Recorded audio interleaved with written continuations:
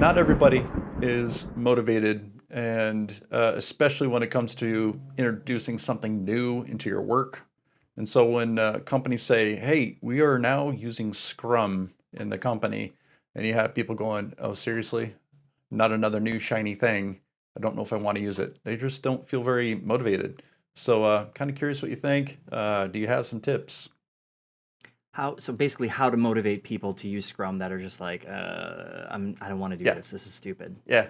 Yeah, so do it. This is Well, stupid. this is stupid. I don't want to do it.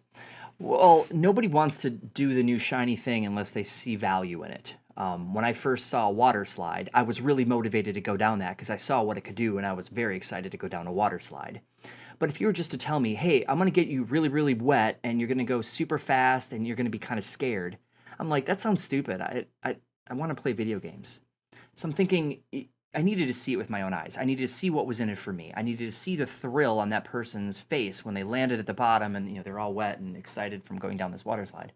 Maybe it's a bad example, but what's in Scrum for me? That's a different question for every single person. If I'm the CEO of a company, I don't build anything. I'm worried about the company's profitability. How can Scrum help me? Scrum can help save money by not doing things and no one needs. I'm saying that like in a double negative. It can also help us find value with our customers sooner. Both Mhm. of these can help ultimately improve profits. Now I'm a developer. What's in it for me?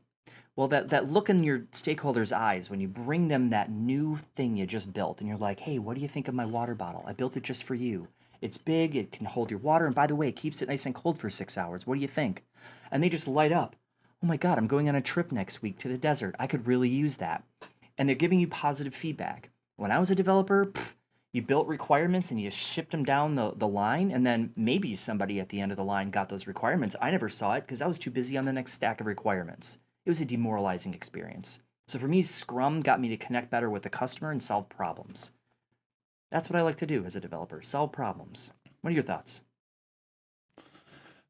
Um, so I've got two thoughts. I feel like there are two stories here. There's one in which maybe you're saying Scrum would be really cool for our team. I think we need to use it, and you have somebody in management saying, "Nope, don't want to, don't need it, not worth it," and they're not motivated to use Scrum.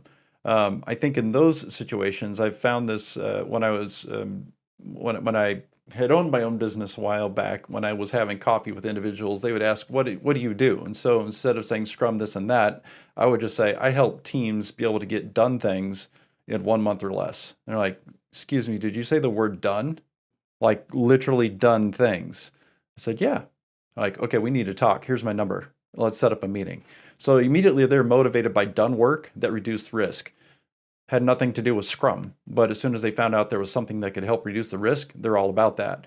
Now, on the flip side, sometimes you have people on a team, they don't want to use Scrum because of the accountability associated with it. They would much rather work on their own stuff, independent, without any association with anybody else.